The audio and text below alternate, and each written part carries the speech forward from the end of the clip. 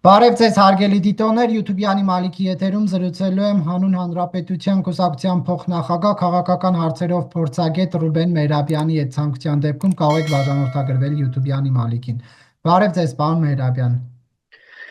Բարև ձեզ, պարոն Կիրակոսյան, շնորհակալ եմ հրավերի համար, ողջունում եմ ձեր հարգարժան լսարանին։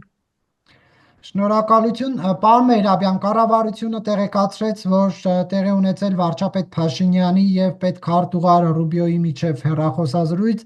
զրուցակիցները քննարկել են Հայաստան-Միացյալ Նահանգներ ռազմավարական գործընկերությանը, ինչպես նաեւ տարածաշրջանային օրակարգին վերաբերվող հարցեր։ Սկսենք այս ռազմավարական գործընկերության թեմայից։ Բայդենի վարչակազմի օրոք, այդ փաստաթուղթը ստորագրել եւ այսպիսի կարծիքներ կային, որ դե Բայդենն էր վերջին մեկ շաբաթը այսպես լավություն արեց, Հայաստանին ստորագրեցին, Թրամփենք դա չեն օգտագործի, հիմա այս խոսակցությունը ինչի մասին է։ Դե նախ ուզում եմ հիշեցնել, որ այդ խոսակցությունը, որը դուք վկայաբերում էիք, դրա մասին արդեն բազմիցս է ասվել, որ ինքը այդ խարտիան պետք է ստորագրվեր դեռ նոյեմբեր ամսին, սակայն որ Թրամփը հաղթեց, հավելյալ ժամանակ պահանջվեց, որպեսզի դա համաձայնեցվի նաև անցումային թիմի հետ, որը պետք է նաև ստանձներ իշխանությունը հունվարի 20-ից սկսած, եւ այդ հետաձգումը պայմանավորված էր դրանով, երբ համաձայնեցումն ավարտվեց, եւ քանի որ դա հենց Բայդենի վարչակազմի օրոք տեղի ունեցած գործընթաց էր եւ նշանավորվելու էր հենց այդ խարտիայով, արդեն փոխադարձաբար համաձայնեցված ձևով ստորագրվեց Հայաստանի եւ Միացյալ Նահանգների միջև, եթե հիշում եք Բայդենի վարչակազմի պաշտոնավարման վերջին շաբաթվա ընթացքում։ Այսինքն այդտեղ նման հարց չկար, ապրիորի հայտնի էր, որ այս փաստաթուղթը նաև դրվում է ի գործ հենց Թրամփի վարչակազմի կողմից եւս։ Այլ հարցը, որ մենք տեսնում ենք ինչ ահռելի մասշտաբային փոփոխություններ են տեղի ունենում Միացյալ Նահանգներում եւ այնպես չէ, որ Հայաստանի հետ ռազմավարական գործընկերությունը Միացյալ Նահանգների թիվ 1 առաջնահերթությունն է։ Դրա համար արդեն անցել է 2 ամիս եւ ավել ժամանակ նոր անդրադառնում են դրան եւ այո, այդ process-ում որոշակի, այսպես ասենք, սառեցում կար հենց նշածս պատճառներով, հիմա ոնց որ դրան նոր թափ հաղորդելու հնարավորություն է բացվում եւ բացվելու է, ըստ էության դա այդպես է լինելու է, երբ արդեն շատ բան կընկնի, ինչպես ասում են, ավտոպիլոտի, հա, նոր վարչակազմի մոտ։ Դա մեկ, բայց դատելով մամլո հաղորդագրությունից, որը Երևանը տարածեց, խոսակցության առիթը եւ պատճառը դա իհարկե Հայաստանի եւ Ադրբեջանի միջև խաղաղ պայմանագրի, ավելի ճիշտ համաձայնագրի տեքստի համաձայնեցման գործընթացի ավարտն էր, ինչի մասին հաղորդեցին թե պաշտոնական Երևանը, թե պաշտոնական Բաքուն, չնայած նրան, որ կար որոշակի պայմանավորվածություն դա անել միաժամանակ, բայց դա տեղի չունեցավ, դա չի էականը։ Հիմա մենք տեսնում ենք, որ Միացյալ Նահանգները մեծ հետաքրքրություն են ցուցաբերում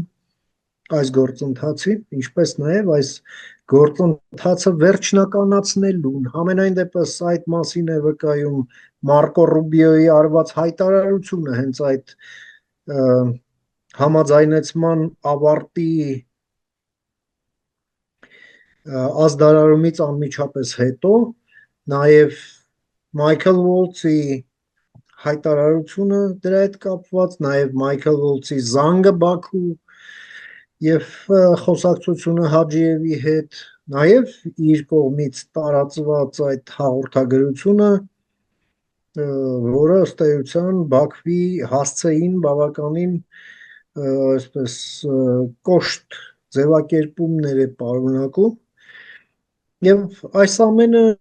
այո վկայում է, որ Միացյալ Նահանգները շահագրգռված են, որ այս գործընթացը վերջնականանա ստորագրմամբ, որովհետեւ եթե հայկական կողմը այնուամենայնիվ պնդում է, որ պետք է այս համաձայնագիրը օր առաջ ստորագրվի, Ադրբեջանն առաջնորդվում է իր տրամաբանությամբ, նաև քիչ առաջ Ադրբեջանի արտգործնախարարը իբր այսպես է վերնագրված, որ Ադրբեջանի արտգործնախարարությունը հերքում է Հայաստանի արտգործնախարարի կեղծ մեղադրանքները, ասենց ինչ-որ վերնագրով հաղորդագրություն են տարածում, որ իբր Ադրբեջանը նոր նախապայմաններ առաջ չի քաշում, դա հին նախապայմաններ, սա է ասում, բայց միևնույն բովանդակային առումով դրանք աբսուրդ են, այլ ոչ թե նախապայման, ավելի ճիշտ պարզ հայերենով ասած մահանա համաձայնագիրը չստորագրելու համար, բայց մենք տեսնում ենք, որ այդ իբր պատճառը, որը բերում է պաշտոնական Բաքուն, հարգելի չի համարվում Վաշինգտոնի կողմից։ Սա իհարկե վերաբերմունքն է Վաշինգտոնի, բայց ֆունկցիոնալ առումով Վաշինգտոնը որքան հեռու կգնա Բաքվին, այսպես ասենք, Բաքվի վրա ազդելու, որպեսզի նա իր դիրքորոշումը բեկի դեպի ստորագրման անհրաժեշտություն, դա էլ արդեն կապրանք տեսնենք, ես չեմ ուզում այստեղ ավելորդ ակնկալիքներ բարձրաձայնել, հա, կապրանք տեսնենք, այսպես ասենք, բայց մի բան պարզ է, եթե Միացյալ Նահանգներում համարեն, որ այս համաձայնագիրը շատ կոնկրետ օգուտներ ունի Միացյալ Նահանգների համար, ես կասկած չունեմ, որ այն կստորագրվի եւ Ալիև չլինի, չգիտեմ, 1000 հատ Ալիև լինի, դրան դեմ ոչինչ չի կարող։ Բա, այսինքն, եթե Միացյալ Նահանգները շատ չունենա, այստեղ խաղաղության օրակարգը բախտի քմահաճույքին է, հա, մատնվելու։ Ես համաձայն չեմ, որ բախտի քմահաճույքին է, ուղղակի շատ ավելի երկարաձգվելու է այդ ամենը, որովհետև դրա ստորագրումն այնուամենայնիվ այլ ընտրանք չունի։ Այն, որ Թրամփի խորհրդականը Հաջիևի հետ խոսակցության ժամանակ պարտադիր համարեց եւ գերիների ազատ արձակումը եւ փաստագրումը, դա ինչ էր նշանակում, որ Միացյալ Նահանգները հետաքրքրված է։ Միացյալ Նահանգները հետաքրքրված են, դա ուղղակի կասկած այստեղ չկա, որովհետև այդ ամենի հետ կապված ասվում է ուղիղ տեքստով, բայց այլ հարց է, թե իրենք Միացյալ Նահանգները որքան ջանք են պատրաստ ներդնելու իրենց այդ հետաքրքրությունն իրացնելու համար, սա է հարցը, որովհետև Միացյալ Նահանգների համար կրկնենք, սա ոչ թե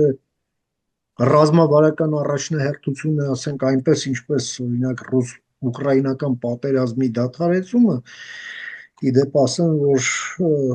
հենց այս օրերին Սաուդյան Արաբիայում հենց այդ հարցով կոնսուլտացիաներ են գնում երկկողմ, հա, ամերիկա-ուկրաինական եւ ամերիկա-ռուսական, կամ ասենք մերձավոր արևելքը։ Դա իհարկե այդպես չէ, կան նաև այլ հարցեր, որոնք բացարձակ առաջնահերթություն են Միացյալ Նահանգների համար, ինչպես ասենք այդ տարիֆային քաղաքականությունն է, հարաբերություններն են Չինաստանի հետ, Եվրոպայի հետ հարաբերություններ եւ այլն։ Այդ ամենից եւ էլի այլ հարցեր կան, դրանից հետո նոր կարող է հարց համարվել Հարավային Կովկասում խաղաղության հարցը, դե հիմա ոնց որ ասում են, մեզ հերթը երբ կհասնի, պարզ չի։ Դա մի կողմից, բայց մյուս կողմից կա նաև եվրոպական գործոնը։ Մենք տեսնում ենք, որ Եվրամիությունն է ուղղակի պատմական տրանսֆորմացիաների ենթարկվում, վերածվելով պաշտպանական եւ անվտանգային կառույցի, ընդ որում ոչ միայն հենց Եվրամիության սահմաններում, այլ Եվրոպա պլյուս սահմաններում, այսինքն ներառելով նաև եվրոպական երկրներ, որոնք Եվրամիության անդամ չեն, այնպիսի երկրներ, ինչպիսին է Մեծ Բրիտանիան, Նորվեգիան, դե տեսնենք ապրիլին նաև արտահերթ ընտրություններ են Կանադայում եւ հաշվի առնելով այն խնդիրները, որոնք Կանադան ունի Միացյալ Նահանգների հետ հարաբերություններում, սա կարող է նաև աննախադեպ լինել այն իմաստով, որ այս ամենին մասնակցի նաև ուղղակի ոչ եվրոպական երկիր, ինչպիսին է Կանադան, չնայած այնտեղ ծագումով եվրոպացիներ են։ Բայց հիմա այնպես որ այս ամենը արժևում է։ Իսկ Եվրոպան դա Ադրբեջանի սպառման շուկան, ուղղակի անայլընտրանք, հա, ինչպես ասում։ Այնպես որ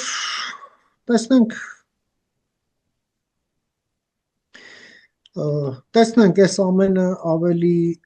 արագ կլինի, թե ավելի կդանդաղի, կապրենք տեսնենք, այս ամենը բաղկացած է շատ ավելի մեծ թվով գործոններից եւ գործոններ, որոնք տարբեր ուղղությամբ են, հա, արամետ գործոններից, այսպես ասենք, եւ կապրենք տեսնենք, թե ինչ տարբերակով է այս ամենն ընթանում։ Բայց կարծեք հիմա գնում է իրավիճակը այնպեսին, որ այնքան էլ խաղաղության մոտ չէ։ Սյունիքի մարզի Խոզնավար ու Խնածախ գյուղերի բնակիչները հաստատում են, որ կրակոցներ են լսել, սա ապահովիչ չէ։ Դրա համար դա ասելով նաև նշեք մեր պաշտպանության նախարարության հաղորդագրությունն այն մասին, որ այո, լինում են կրակոցներ, որոնք ուղղված չեն Հայաստանի ուղղությամբ։ Այո, դե այնտեղ որ հակառակորդը զորք ունի, մենք էլ ունենք, հիմա այնտեղ հնչում են կրակոցներ, բայց դա դեռ չի նշանակում, որ կրակոցներ են մեր ուղղությամբ։ Պես որ դրանից հեռու գնացող հետևություններ եւ այն, որ պրոբլեմ կա կապված էսկալացիայի հետ իբր չկա, բայց ասեմ մի բան, որ այո, Ադրբեջանը իր ցանկությունը չստորագրել այս փաստաթուղթը ուղեկցում է նաև էսկալացիայի բեմականացմամբ, որի ուղերձը հետևյալն է, որ ինձ շատ մի ճնշեք այս պայմանագրի հարցով, որովհետև կարող է էսկալացիա լինել։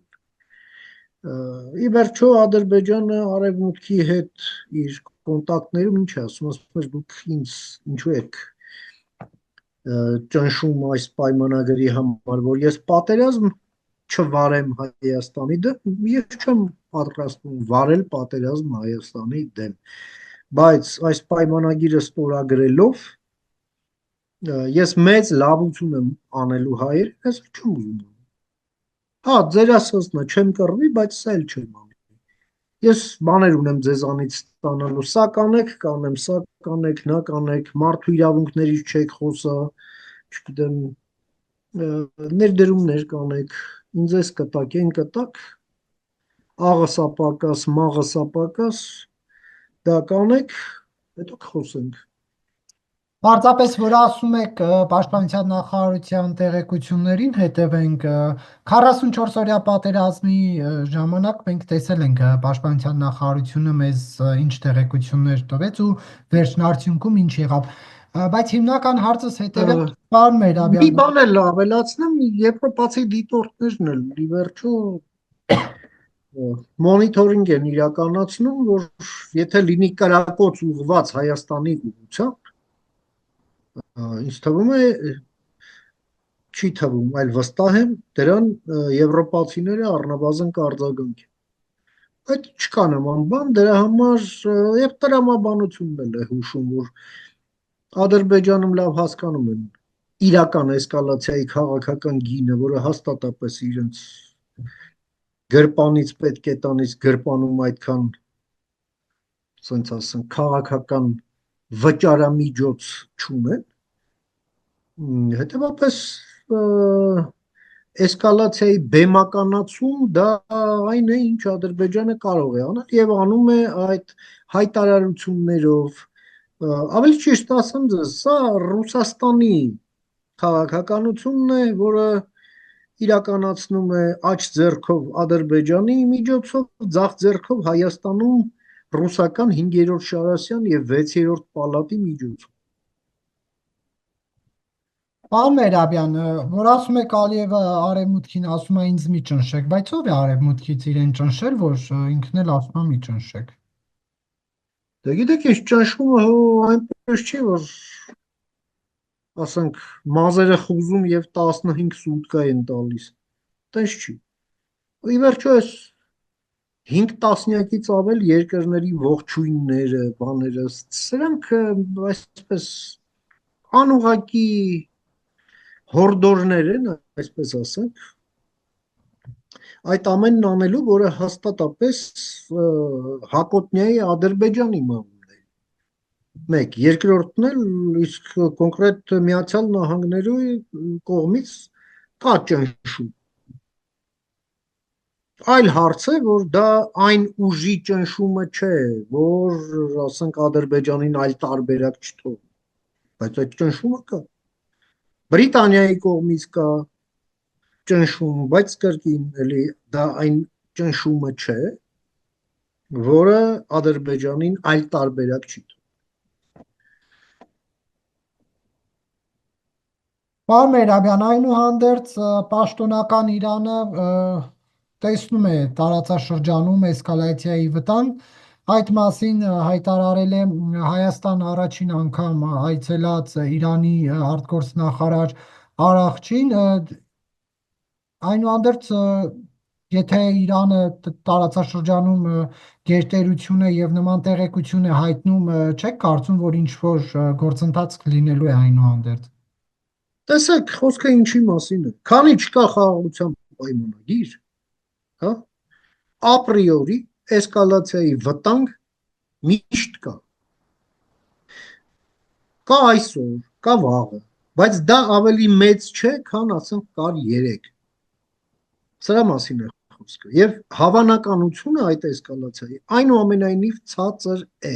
Եվ դրա մասին են վկայում նաև եվրոպացի դիտորդները, ովքեր հենց այդ օրերին նախ հավելյալ դիտարկումներ կատարեցին սահմանագոտու եւ հանդես եկան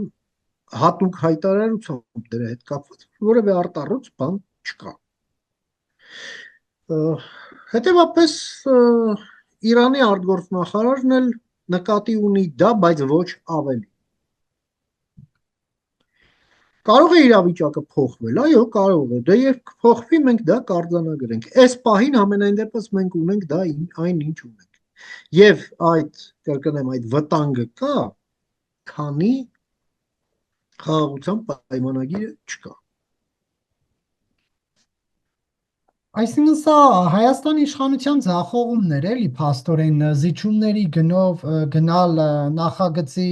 համաձայնեցմանը եւ չհասնել մի ստորագրության։ Ես համաձայն չեմ նման գնահատականի հետ, որովհետեւ ես չեմ համարում, որ այս մեր վերլուծությունը հանգեցնում է նման եզրակացության։ Շատ պարզ պատճառով։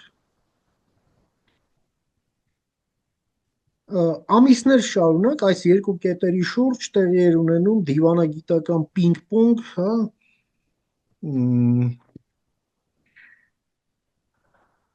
էլեկտրոնային փոստի միջոցով։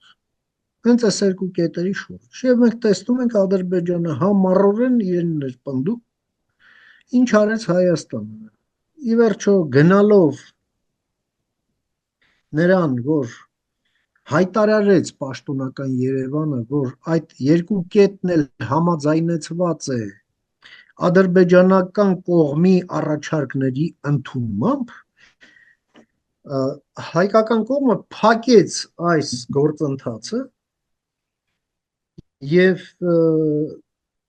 process-ը տարավ հաջորդ շրջափուլ, ըստ էության Ադրբեջանի իրական մտադրությունները լյուստրացիա անելով։ Ադրբեջանի մտադրություններն էլ գալիս են ադրբեջանական ընկալումներից։ Նրանք ինչպես են հաշվարկում։ Նրանք ի վերջո հաշվարկը կառուցում են հետևյալ հանգամանքների վրա։ Ի վերջո սա բանակցային գործընթաց է, որը տեղի է ունենում մի պատերազմից հետո, որում ոչ թե հայկական կողմն է հաղթել, այլ ադրբեջանական, հա, ես փաստն եմ արձանում։ Ինչը Ադրբեջանի իշխանության համար լուրջ խաղաքարտ է նաև իր ներքաղաքական, այսպես դիրքավորման մեջ, հա, մենք հաղթող ենք ու դեռ շարունակում է ասել։ Դե պարզ է, եթե խաղաղության պայմանագիրը լինի, էլ դրա մասին ոնց որ թե պիտի չխոսես կամ խոսես ոնց որ ինչ որ անցյալի պատմությունից ինչ որ մի էջ, հա, լավ հասկացանք։ Երկրորդը ներկայումս կա մի իրավիճակ, երբ ոչ թե մենք ենք իրենց շրջափակման մեջ պահում, այլ իրենք մեզ։ Եվ այս խաղաղության պայմանագիրը ստորագրումից պետք է հետևի Հայաստանի ապաշրջափակումը։ Եվ երրորդը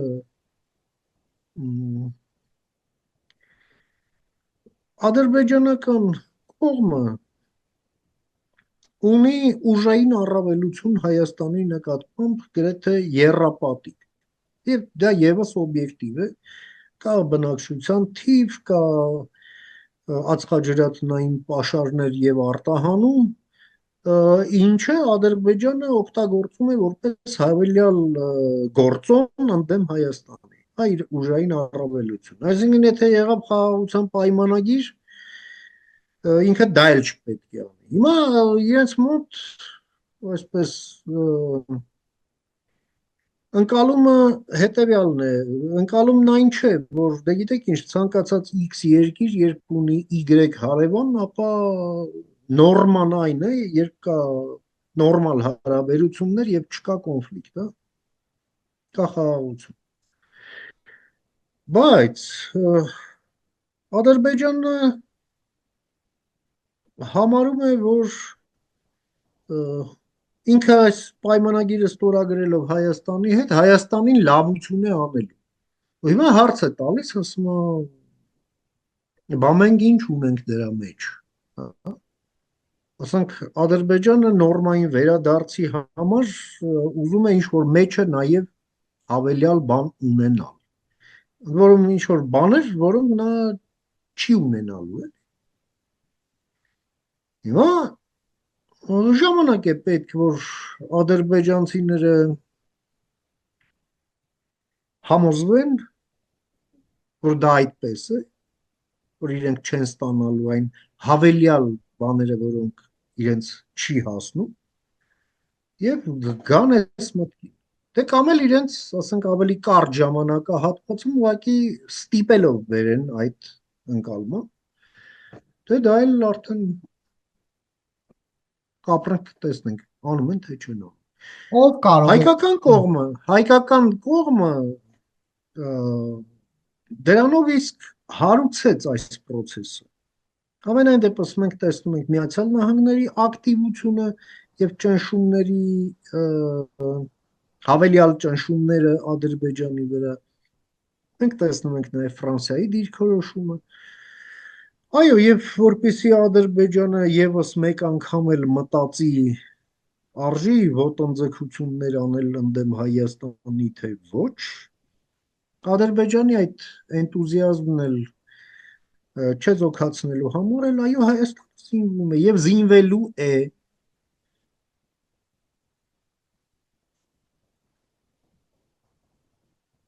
Պարոն Մերաբյան, իսկ ով եւ ինչը կարող է Ալիևին ստիպել, որ հասկանա հավելյալ ստանալիք չունի ու ստորագրի պայմանագիրը։ Դե ամենայն դեպս ես կարծում եմ, որ Միացյալ Նահանգները կարող են դա անել։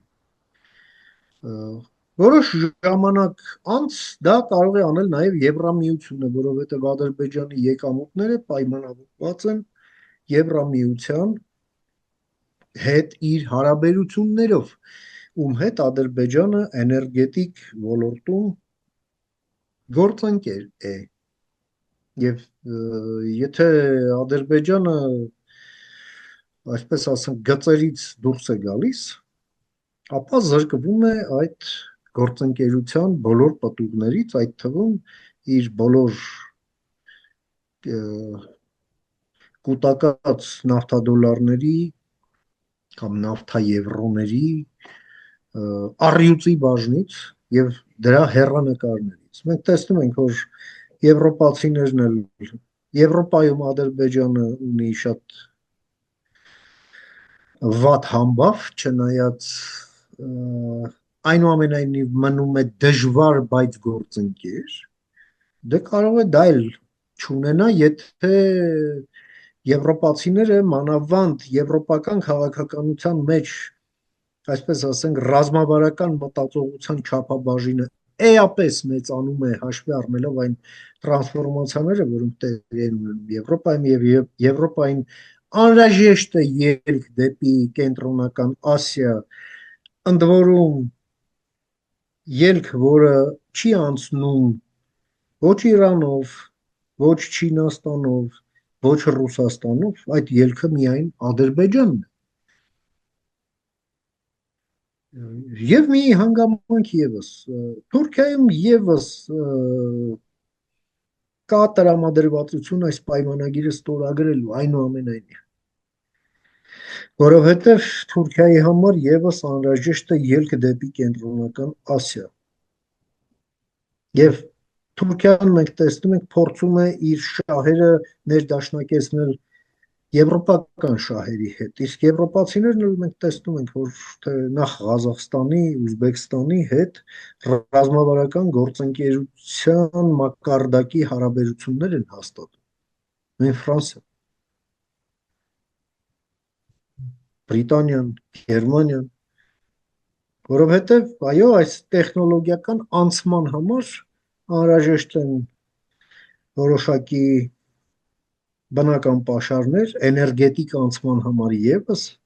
մանավանդ Ֆրանսիայի ատոմային էներգետիկայի համար անհրաժեշտ է ուրան, եւ դա կենտրոնական Ասիայում է մեծ պաշարներ, հատկապես Ղազախստանում, որը տալիս է համաշխարհային շուկայի մոտ 40% ուրանի այդ ատոմակայանների համար նախատեսված ուրանի։ Այնպես որ սրանք շահեր են, որոնց հետ Ադրբեջանը վաղ թե ուշ չի կարող հաշվի չնստել։ Պարոն Մերաբյան, հայ-ռուսական հարաբերություններում ակտիվություն նկատում եք, թե ոչ, օրինակ խաղաղության պայմանագրի նախագծի համաձայնեցումից հետո Նիկոլ Փաշինյանն անձամբ զանգեց Վլադիմիր Պուտինին, հետո երկու երկրների ղեկավարների զրույցից մի քանի օր անց Հայաստանն ու Ռուսաստանը արտաքին գործերի նախարարությունների մակարդակով քաղաքական խորհրդակցություններ անցկացրեցին։ 2-3 օրվա ընթացքում Միրզոյանն ու Լավրովը երկու անգամ խոսեցին ու չնայած որ վաղը ԿՊ-ն կհաստատի ձեր նախաձեռնության նախագիծը օրենք կդառնա Եվրամիության հետ հարաբերությունները ակտիվացնելու առումով, բայց այս մարդիկ կարծեք թե Ռուսաստան են թեքվում։ Սա այսպես ասենք ակտիվացումը, որը դուք նշում եք, դրանք ակտիվացում է կոնտակտների հետ կապված։ զանգում են, նստում խոսում են։ Այս ամենը տեղավորվում է, այսպես ասենք, Ռուսաստանից եկող հնարավոր ռիսկերի կառավարման տրամաբանությունից է ելնում այս ամենը ավելի շատ, որովհետև իրական քայլերը արվում են այնուամենայնիվ Եվրամիության ուղղությամբ։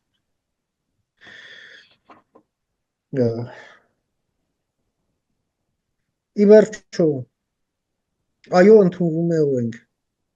ինչքան էլ խոսում են ռուսների հետ, չգիտեմ, զանգում եւ այլ, բայց քայլը արվում է, զանգելը դեռ քայլ չի։ Քայլը դա օրենքն է, քայլը պայմանագիրն է, քայլը պայմանագրի իրականացումն է, քայլ, հա։ Բացի դրանից ես նաև ուզում եմ նշել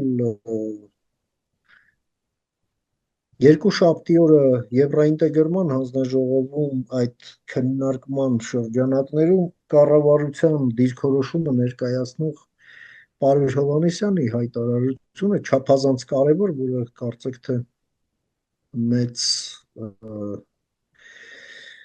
այսպես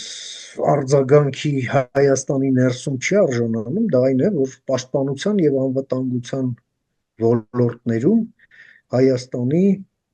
հիմնական գործընկերը դառնում է Եվրամիությունը։ Սա մեջբերում։ Սա շատ կարևոր շրջադարձ է հայկական քաղաքականության մեջ եւ այս օրենքն ընդունելով, երբ երկխոսություն կամ քննարկում ծավալվի, թե մենք ինչպես ենք պատկերացնում այս օրենքի իրականացումը եւ գնդակն անցնելու է գործադիր իշխանության դաշտ, այդ ժամանակ այդ ալգորիթմի էլեմենտները ժամանակացույցը շատ ավելի պարզորոշ կլինեն, բայց համենայն դեպս ամենակարևորն էլ այն է, որ Հայաստանի այս շրջադարձը ուղղակի օբյեկտիվ է։ Եվ խոսակցություններն էլ ռուսների հետ եւ այլն, դրանք խոսակցություններ են ռուսների հետ եւ որևէ ձևով չեն նշանակում եւ չեն կարող նշանակել, որ դուք եք ասում մերձեցում, հա, կամ էլ 5-րդ Այդ մարդիկ տարուկեսվա դադարից հետո քաղաքական խորհրդակցություններ են սկսել ԱԳՆ-ների մակարդակով։ Հիմա դա լավ է, թե լավ չէ։ Դա ինչ-որ բանի պարտավորեցնում է խորհրդակցել։ Չի պարտավորեցնում։ Պարտավորեցնում են իրավաբանորեն պարտադիր քայլեր։ Ինչպես։ Մարդիկ ինչի շուրջ են խոսում, ինտեգրվելու, համագործակցելու, կապեր ամրապնդելու, կոնտակտներ ամրապնդելու, այն հարցերի շուրջ, որ ուղղակի, այսպես ասենք, հարաբերությունները տանում են ոչ կոնֆլիկտային հունով, այո, հայկական կողմը ինքն է շահագրգռված, որպեսզի դրանք արվեն եւ ոչ կոնֆլիկտային հունով էլ գնան, բայց կրկնում եմ, շրջադարձը ռազմավարական օբյեկտիվ է, դա բխում է մեր շահերից։ Եվ այո, Ռուսաստանի հետ հարաբերությունները անխուսափելիորեն պետք է վերանայվեն եւ վերանայվելու են։ Այնպես որ Սա չի նշանակում, որ Թրամփը սկսեց Վլադիմիր Պուտինի հետ երկխոսել, դրա համար օրինակ Նիկոլ Փաշինյանն էլ այն ժամանակահատվածում, որ Ամերիկան անտեսում է Ռուսաստանին, իսկ հիմա ոչ, փորձում է այդ տրամաբանությամբ առաջ գնալ։ Տրամաբանության առումով գուցե եւ իսկ ինչու ոչ։ Մեկ, երկրորդը դրանք այնուամենայնիվ իրար հետ կապված չեն, որովհետև Հայաստանն էլ իր տրամաբանությամբ է առաջնորդվում, ի վերջո, այո, ռուսների մոտ բազմաթիվ հարցեր կան, հայկական կողմն էլ այդ հարցերի պատասխաններն ունի։ Ինչ խոսում են, թող խոսեն, ինչ է։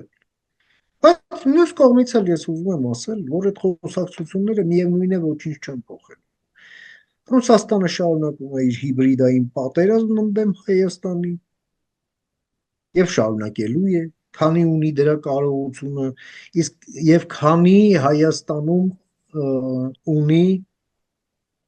իր կողմից մարտնչող 5-րդ շարասյուն, տարբեր պսևդո քաղաքական կազմակերպությունների եւ պսևդո մամուլի, պսևդո քաղաքական գործիչների տեսքով, այնպես որ այդ իմաստով բան չի փոխվում։ Շնորհակալություն, պարոն Մեհրաբյան, հարցազրույցի համար։ Ես եմ շնորհակալ։